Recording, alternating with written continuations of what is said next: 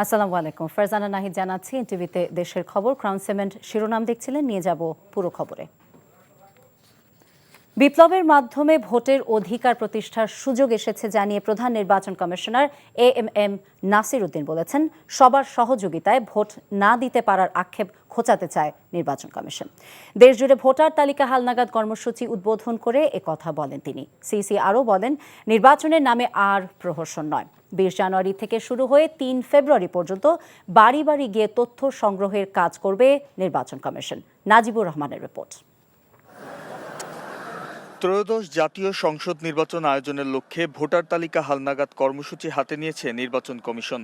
2008 সালের 1 জানুয়ারির আগে জন্ম নেয়া প্রত্যেক নাগরিকের তথ্য সংগ্রহ করছে নির্বাচন কমিশনের প্রায় 65,000 কর্মকর্তা কর্মচারী। সাভারে দেশব্যাপী এই আয়োজনের উদ্বোধন করেন প্রধান নির্বাচন কমিশনার এএমএম নাসির উদ্দিন।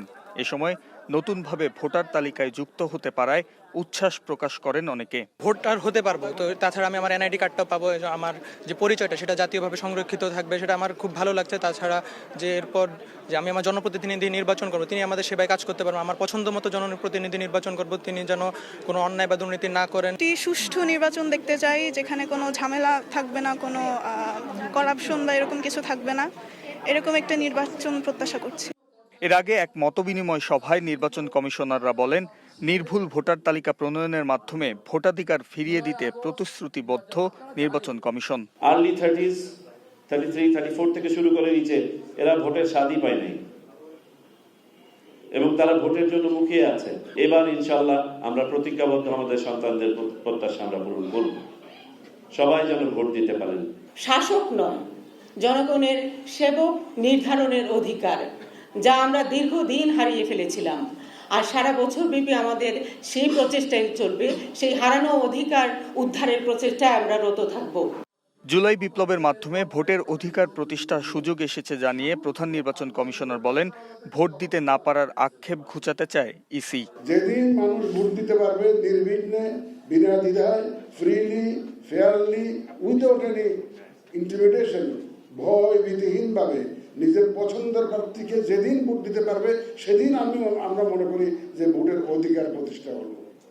আমরা সেই প্রতিষ্ঠা সংগ্রামে নেমেছি এবং আপনাদের সবাইকে সাথে নিয়ে এই কাজটা আমাদের করতে হবে।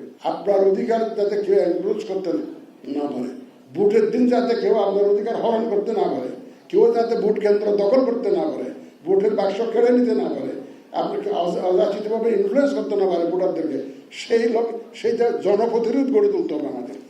3 ফেব্রুয়ারি পর্যন্ত নতুন ভোটার সংগ্রহের পর নিবন্ধন কেন্দ্রে বায়োমেট্রিক নিবন্ধন 5 ফেব্রুয়ারি থেকে শুরু হয়ে চলবে 11 এপ্রিল পর্যন্ত। Najibur Rahman, NTV news, Savar, Dhaka.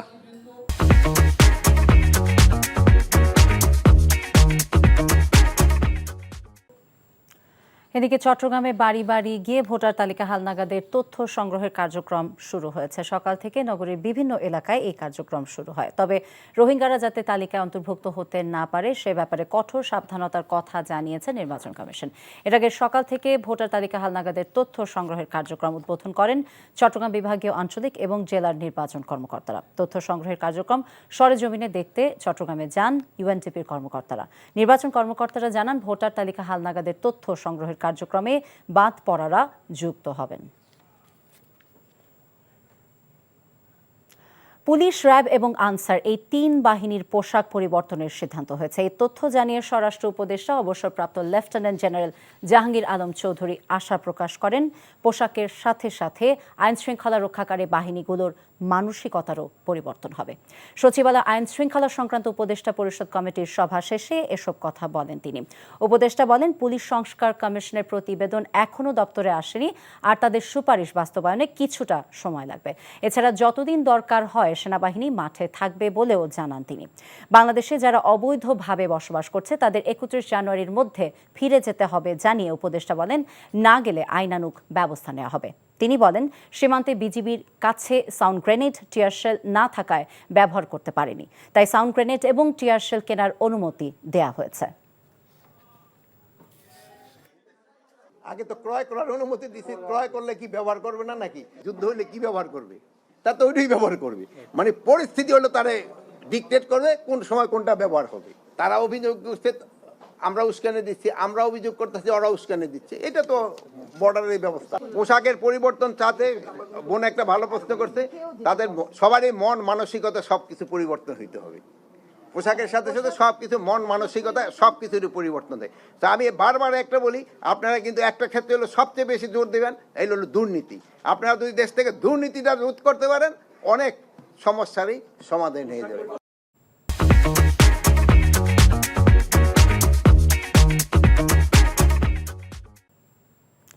July August গণহত্যার মামলায় ৩ পুলিশ সদস্যকে কারাগারে পাঠিয়েছে ট্রাইব্যুনাল। তারা হলেন রাজধানী যাত্রাবাড়ি এলাকায় ইমাম হোসেন তাইমকে হত্যার মামলায় পুলিশের সহকারী কমিশনার তানজিল আহমেদ, গাজীপুরের কোনাবাড়িতে হৃদয়কে হত্যা মামলায় পুলিশ কনস্টেবল আকরাম হোসেন এবং উত্তরার একটি হত্যা মামলায় police constable Hossain Ali.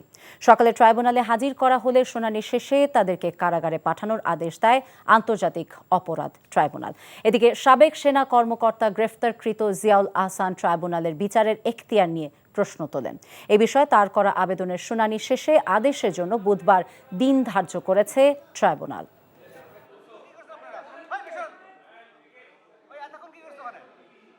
Crimes against humanity একটা অপরাধ, ওয়ার ক্রাইমস আরেকটা অপরাধ। ওয়ার ক্রাইমস হওয়ার জন্য যুদ্ধ লাগবে, কিন্তু ক্রাইমস এগেনস্ট হিউম্যানিটি হওয়ার জন্য কোনো যুদ্ধের প্রয়োজন নেই।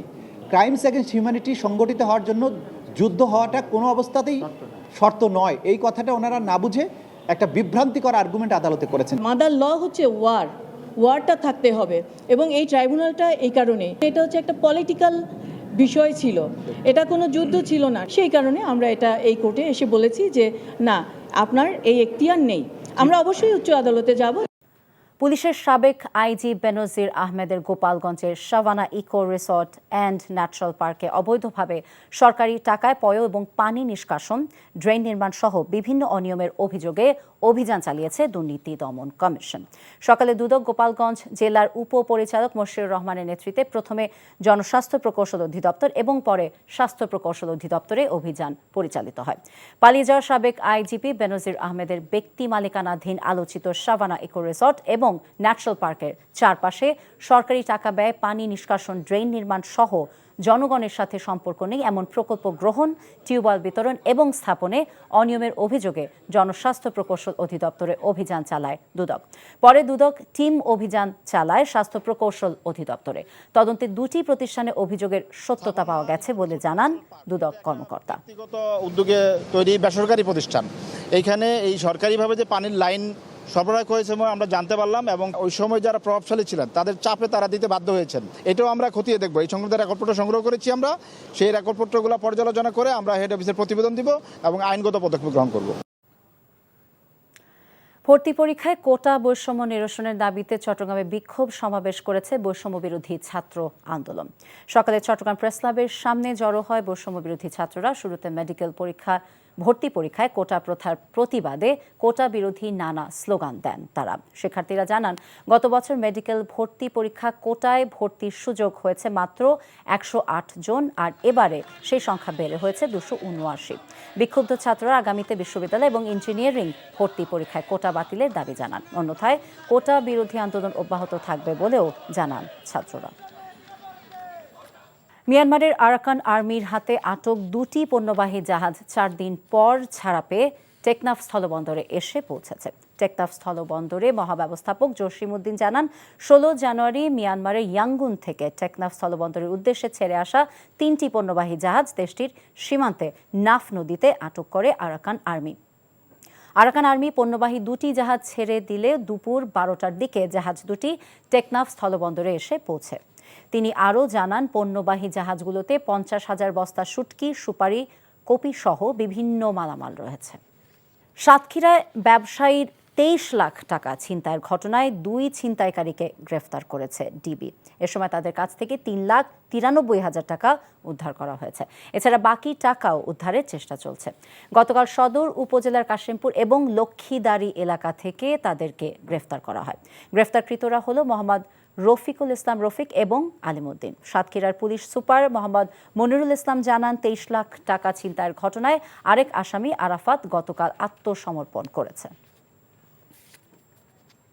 তারুণ্যের উৎসব উপলক্ষে লালমনিরহাটের সতী নদীর সীমানা নির্ধারণ, পিলার স্থাপন এবং অবৈধ দখলদারদের তালিকা প্রস্তুতকরণ কাজ শুরু করেছে পানি উন্নয়ন বোর্ড। সকালে সদর উপজেলার রাজপুর ইউনিয়নের মারাইহাট সেতু এলাকায় এর উদ্বোধন করেন জেলা প্রশাসক HM রফিক হালদার। পাউবো জানিয়েছে, চলতি বছর সতী নদীর 25 কিলোমিটার এলাকার সীমানা নির্ধারণ করা হবে, ফলে অবৈধ দখলদার মুক্ত হবে নদীটি। পাশাপাশি উদ্ধারকৃত জমিগুলো স্থানীয় কৃষকদের কাছে লিজ দিয়ে চাষাবাদের আওতায় আনা হবে। এই ছিল দেশের খবরে। এই খবরের ভিডিও সবরিক জানতে ভিজিট করুন এনটিভি অনলাইন www.ntvbb.com। এছাড়া এনটিভি জনপ্রিয় সব অনুষ্ঠান এবং খবরের আপডেট জানতে ভিজিট করুন আমাদের ইউটিউব এবং ভেরিফাইড ফেসবুক পেজ। 6টায় ইভিনিং নিউজ দেখার আমন্ত্রণ রইল। সবাইকে ধন্যবাদ।